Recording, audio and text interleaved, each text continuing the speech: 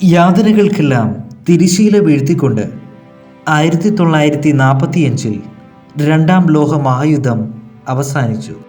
യുദ്ധത്തിൻ്റെ കെടുതികൾ ഒട്ടൊന്ന് ഒടുങ്ങുന്നതിനു മുൻപേ Poland communist ഭരണത്തിൻ്റെ അടിമത്തത്തിലേക്ക് പോയി. ദൈവശാസ്ത്ര വിദ്യാർത്ഥിയായിരുന്നപ്പോൾ കരോളിൻ്റെ മനസ്സിനെ സ്വാധീനിച്ച വലിയ ഒരു സംഭവമായിരുന്നു ഫാദർ മാക്സിമിലിയൻ കോൾബയുടെ ധീര രക്തസാക്ഷിത്വം.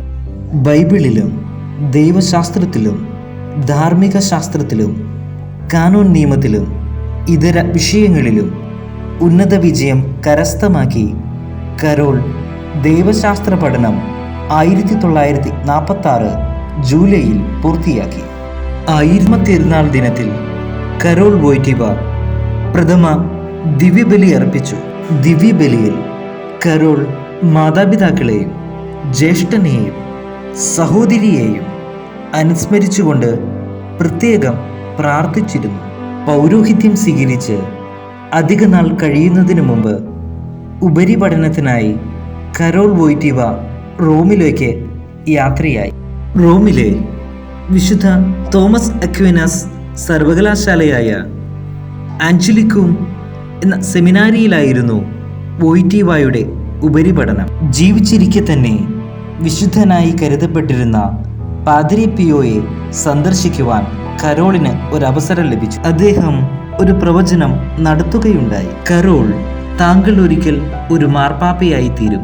വർഷങ്ങൾക്കിപ്പുറം ആ പ്രവചനം നിറവേറുകയും കരോൾ വോയ്റ്റിവ ജോൺ പോൾ രണ്ടാമൻ പാപ്പയായി മാറുകയും ചെയ്തു. പിന്നീട് ഈ ജോൺ പോൾ രണ്ടാമനാണ് പാദ്രി പിയോയെ വിശുദ്ധനായി പ്രഖ്യാപിച്ചത്. 1942 റാങ്കോടുകൂടി വോയ്റ്റിവ ഡോക്ടറേറ്റ് ബിരുദം നേടി. അങ്ങനെ റോമിനോട് യാത്ര പറഞ്ഞ് വോയ്റ്റിവ പോളണ്ടിലെത്തി. പക്ഷേ വോയ്റ്റിവയെ സ്വീകരിക്കുവാൻ ആരും തന്നെ ഉണ്ടായിരുന്നില്ല. കാരണം സഭാധികാരികൾ അന്ന് സ്വതന്ത്രരായിരുന്നു. തിരിച്ചെത്തിയ കരോൾ നിയോഗോവിച്ച് ഇടവകയിൽ വികാരിയായി സേവനം ചെയ്തു.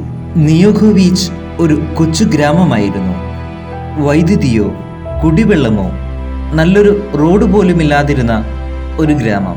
നിയോഗോവിച്ച് ഇടവകയിൽ ഫാദർ കരോൾ വോയ്റ്റിവ കുട്ടികൾക്കു വേണ്ടി ഒരു ജപമാല സംഘവും യുവാക്കൾക്കായി ഒരു അമച്വർ നാടക സംഘവും സ്ഥാപിച്ചു. 9 മാസങ്ങൾ കഴിഞ്ഞപ്പോൾ ക്രാക്കോ പട്ടണത്തിന് സമീപമുള്ള സെന്റ് ഫ്ലോറിയൻ ഇടവകയുടെ വികാരിയായി ഫാദർ വോയ്റ്റിവയ്ക്ക് സ്ഥലം മാറ്റം കിട്ടി. ഈ കാലത്ത് പോളണ്ടിലെ കമ്മ്യൂണിസ്റ്റ് ഭരണം സഭയുടെ മേൽ പലവിധത്തിലുള്ള നിയന്ത്രണങ്ങൾ ഏർപ്പെടുത്തിയിരുന്നു. കമ്മ്യൂണിസ്റ്റ് ഭരണകൂടത്തിൻ്റെ സുപ്രധാന രാഷ്ട്രീയ തന്ത്രങ്ങളിലൊന്നായിരുന്നു കുടുംബ ബന്ധങ്ങളെ ശിഥിലമാക്കുക എന്നത്.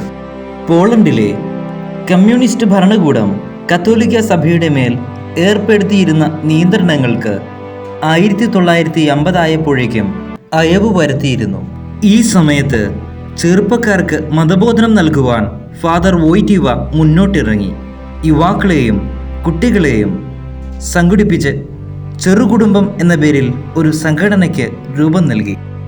1954 ലുബ്ലിയൻ സർവകലാശാലയിൽ ധർമ്മശാസ്ത്രത്തിൽ അധ്യാപകനായും കരോൾ ജോലി ചെയ്തു. ഈ കാലത്ത് കരോൾ ഒരു പുസ്തകം എഴുതി. സ്നേഹവും ഉത്തരവാദിത്വവും എന്നായിരുന്നു പുസ്തകത്തിൻ്റെ പേര്. അങ്ങനെയിരിക്കെ കരോളിനെ തേടി ഒരു കത്തെത്തി. എത്രയും പെട്ടെന്ന് വാട്സോയിലെത്തുക, കർദിനാൾ വിഷൻസ്കിയെ കാണുക എന്നതായിരുന്നു കത്തിൻ്റെ ഉള്ളടക്കം. കത്ത് ലഭിച്ചപ്പോൾ തന്നെ കരോൾ വാട്സോയിലേക്ക് വണ്ടി പിടിച്ചു.